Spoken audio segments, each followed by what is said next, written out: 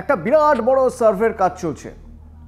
SIR, special intensive revision of voter list, অর্থাৎ voter list পুরোপুরি সংশোধনের জন্য, নিবিড়ভাবে পর্যবেক্ষণ করে সংশোধনের জন্য যে প্রক্রিয়া, ঠিক সেই রকমই আরও একটা বড় প্রক্রিয়া শুরু হচ্ছে দেশ জুড়ে। খুব দ্রুত শুরু হয়ে যাবে, আগামী বছর থেকেই শুরু হয়ে যাবে জনগণনা, আদমশুমারি। এই জনগণনা শেষ হয়েছিল 2011 সালে। 10 বছর অন্তর জনগণনা করা উচিত, 2021 সালে হওয়া উচিত ছিল, কিন্তু কোভিড এবং কোভিড পরবর্তী পরিস্থিতির জন্য তা আস্তে আস্তে পিছোতে শুরু করে। পিছিয়ে পিছিয়ে পরিস্থিতি যখন দেখা যাচ্ছে একটা স্থিতাবস্থায় এসে গিয়েছে, এবার ঠিক হয়েছে জনগণনা হবে। তো পার্লামেন্টে জানিয়ে দিয়েছে সরকার পক্ষ যে 2027 লক্ষ্য, 2027-এ জনগণনা হবে, আদমশুমারি হবে। এইবারের জনগণনা দুটো দিক ভীষণভাবে গুরুত্বপূর্ণ। একটা হলো ডিজিটাইজড পদ্ধতিতে জনগণনা হবে, ঠিক যেরকম SIR এর ক্ষেত্রে দেখা যাচ্ছে পুরোটা ডিজিটালি ডকুমেন্টেড হচ্ছে। আগে কি হতো জনগণনার ক্ষেত্রে? মানুষ বাড়ি বাড়ি যাচ্ছেন, বাড়ি বাড়ি গিয়ে খোঁজ নিচ্ছেন যারা গণনার কাজে নিযুক্ত থাকতেন, এবং সেটা একটা এত বড় পদ্ধতি যে পদ্ধতিটায় মোটামুটি প্রায় বছর দুয়েক লেগে যেত পুরো বিষয়টা একটা শেপে আসতে। অর্থাৎ আমার দেশের জনসংখ্যা কত তা যেদিন থেকে গণনা শুরু হচ্ছে তার প্রায় 2-3 বছর পরে একটা পরিষ্কার একটা ছবি পাওয়া যেত। এই 2-3 বছর সময়টা অনেক। পৃথিবী জেট গতিতে এগোচ্ছে, সুপারসনিক গতিতে এগোচ্ছে। এইরকম একটা সময় দাঁড়িয়ে এতটা সময় নষ্ট করা যাবে না। তো তার জন্য ডিজিটাইজ, তাতে দেখা যাচ্ছে মোটামুটি 7-8 মাসের মধ্যেই এই জনগণনা প্রক্রিয়া শেষ করে ফেলা যাবে। তো এই ডিজিটাইজড বা ডিজিটাল মাধ্যমে যদি জনগণনা করা হয়, তার যেমন ভালো দিক বললাম, তেমন খারাপ দিকও আছে। কি সেই খারাপ দিক? প্রথমত, এখানেও সেই SIR এর মতো যারা গণনা করবেন তারাও আপলোড করতে পারবেন তথ্য, আর চাইলে যে কোনো নাগরিক নিজে আপলোড করতে পারবেন তথ্য। তো সেই আপলোড করতে গেলে আপনাকে কম্পিউটার সম্পর্কে, অ্যাপ্লিকেশন সম্পর্কে জানতে হবে। আমার দেশে যারা মোবাইল ব্যবহার করেন তাদের মধ্যে 65% মানুষকে যদি আমি বাদ দিই, বাকি মানুষ এখনও স্মার্টফোনের সঙ্গে সেভাবে সরগর নন। সমস্যা হবে। আরেকটা বড় সমস্যা কি, এই যে পুরোটাই এখন আর খাতায় লিখা হবে না, পুরোটা ডিজিটাইজড হবে, অ্যাপের মাধ্যমে হবে। সেই অ্যাপ সুরক্ষিত থাকবে, এ বিষয়ে কোনো সন্দেহ নেই, ভীষণভাবে সুরক্ষিত, কিন্তু সেই অ্যাপে আপলোড করতে গেলেও নেটওয়ার্ক দরকার হবে। ভারতের প্রত্যন্ত এলাকায় এখনো পর্যন্ত হিমালয়ের বেশ কিছু অঞ্চলে, মানে যে গ্রামগুলো রয়েছে, বা যদি আমরা ঝাড়খণ্ডের, ওড়িশার প্রত্যন্ত কিছু জায়গায় যাই, আদিবাসীরা যেখানে থাকেন, জনজাতি যেখানে থাকেন, সেখানে এখনো 2G, 3G, 4G, 5G তো পরের কথা, 2G।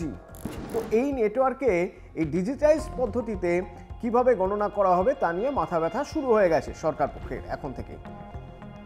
আর একটা দিক ভেবে দেখার, তা হলো এই 2027-এ যে জনগণনা শুরু হবে কিন্তু 2026 থেকে, অর্থাৎ 2026-এর এপ্রিল থেকে কাজ শুরু হবে। দুটো ধাপে কাজ হবে।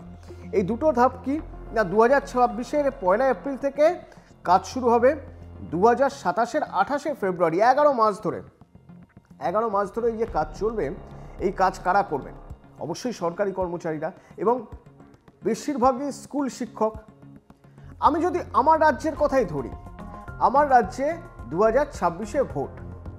তো 2026-এ এই যে ভোট হবে, সেই ভোট ধরে নেওয়া যাক মার্চ, এপ্রিল, মে এই সময়ই হবে। সেই সময় যারা এই নির্বাচন কমিশনের কাজে থাকবেন তাদের যদি আমি বাদ দিই, তারপরেও যদি সরকারি কর্মচারী বা স্কুল শিক্ষকরা তারা চলে যান এই জনগণনার কাজ করতে, তাহলে এবার স্কুলের পঠন পাঠনের কি হবে? তো এসব বিষয়গুলো নিশ্চয়ই রাজ্য কেন্দ্র সমন্বয়ে একটা কোনো একটা জায়গায় আসবে। আরও একটা কারণে ইম্পর্টেন্ট কেন এই জনগণনা, কারণ এই প্রথম জাত গণনা হচ্ছে, কাস্ট সেন্সাস। এই জাত গণনার যৌক্তিকতা কোথায়? বিরোধীরা বারবার বলে এসেছেন যে সরকার অনগ্রসর শ্রেণীর জন্য যা পয়সা দেয়, যা ব্যয় করা তা অনেক মানুষ পান না।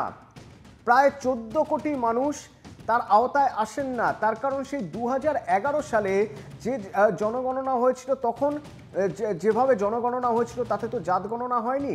যে ধারণা সেই 1970 সাল থেকে চলে আসছে, সেই 1970 সাল থেকে এখনো পর্যন্ত অনগ্রসর শ্রেণী বলতে যাদের যাদের তালিকাভুক্ত করা রয়েছে, তার বাইরে নতুন করে তালিকাভুক্ত করার অবকাশ তৈরি হয়নি। তো সেই অবকাশ তৈরি করতে গেলে যদি প্রত্যন্ত প্রাণের মানুষের কাছে, প্রান্তিক পাড়ের মানুষের কাছে, অনগ্রসর শ্রেণীর মানুষের কাছে সরকারি সুবিধা পৌঁছে দিতে হয়, তাহলে জাত গণনা জরুরি। এই প্রথম হবে জাত গণনা, এবং এই জাত গণনা হলে তাহলে দেখা যাবে যে এরপর এই কোটা বা সংরক্ষণ নীতি, সেই সংরক্ষণ নীতিতেও আমূল পরিবর্তন হবে। এই সংরক্ষণ নীতিতে আমূল পরিবর্তন হলে দেখা যাবে যে বিভিন্ন জায়গায় অনগ্রসর শ্রেণীর মানুষ আরও বেশি করে নিজেদের তুলে ধরতে পারছে। সেই জন্য জাত গণনা প্রয়োজন। তো এ তো গেল দুটো দিক যা এই প্রথম জনগণনায় যুক্ত হচ্ছে। এক হচ্ছে ডিজিটাইজড, আরেকটা হচ্ছে জাত গণনা বা কাস্ট সেন্সাস। এবার দেখা যাক এই জনগণনা 2027-এ হবে, আর 2029 সালে লোকসভা ভোট, তাতে কি প্রভাব পড়বে। মনে রাখতে হবে 2029-এই এক দেশ এক ভোটের কথা বলছে সরকার পক্ষ, যদিও তা হয়তো সম্ভব হবে না কোনোভাবেই, কিন্তু লক্ষ্য থাকবে 29 না হলেও অন্তত 32-এ এক দেশ এক ভোট করানোর। তার জন্য জোরদার কর্মসূচি নিচ্ছে এনডিএ সরকার, এবং এই একসঙ্গে সব ভোট একসঙ্গে করানোর পিছনে তাদের যুক্তি হলো প্রচুর পরিমাণ অর্থ বা ব্যয় সংকোচন করা সম্ভব হবে। যে পরিমাণ টাকাই এতগুলো ভোটে যাচ্ছে, যদি একসঙ্গে ভোট হয় তাহলে সেই টাকা অনেকটাই বাঁচানো সম্ভব হবে। বারবার করে ভোটের হিড়িক এবং বারবার করে মানুষ ভোট দিতে যাচ্ছেন, তার থেকে একই সঙ্গে ভোট দিন না। যদিও বিরোধী পক্ষের দাবি তাতে আমাদের রাজ্যের বা আমাদের দেশের ফেডারেল স্ট্রাকচারটাই নষ্ট হয়ে যাবে এবং আঞ্চলিক দলগুলো ভীষণভাবে বঞ্চিত হবে। আঞ্চলিক দলগুলোর থেকে মানুষ মুখ ফিরিয়ে নেবে যদি একসঙ্গে ভোট হয়, এবং সেটা গণতন্ত্রের পক্ষে খারাপ, এটা বিরোধীরা বলে আসছেন। ঠিক এইরকম একটা প্রেক্ষাপটে যখন 2029-এর ভোট হবে, তার ঠিক 2 বছর আগে এই জনগণনার সঙ্গে জাত গণনা, বুঝতেই পারছেন কতটা গুরুত্বপূর্ণ। এক হলো সরকারের প্রচারের দিক থেকে, বিরোধীদের প্রচারের দিক থেকে, এক দেশ এক ভোটের প্রেক্ষিতের দিক থেকে। আরেকটা দিক রয়েছে, আরেকটা দিক কি, তা হলো আমাদের দেশে এখন লোকসভা আসন 543। জনগণনার পরে যে পরিমাণ জনবিন্যাস হয়েছে, যে পরিমাণ মানুষ জনসংখ্যা বেড়েছে 2011-র পর, এই ঠিক এতগুলো বছরে 2027 পর্যন্ত অর্থাৎ 16 বছরে, তাতে হিসেব করে দেখা যাচ্ছে ডিলিমিটেশন করতে হবে, দেশে লোকসভার আসন বাড়াতে হবে। এই লোকসভা আসন বেড়ে কত হবে না 543 থেকে বেড়ে 848 হয়ে যেতে পারে।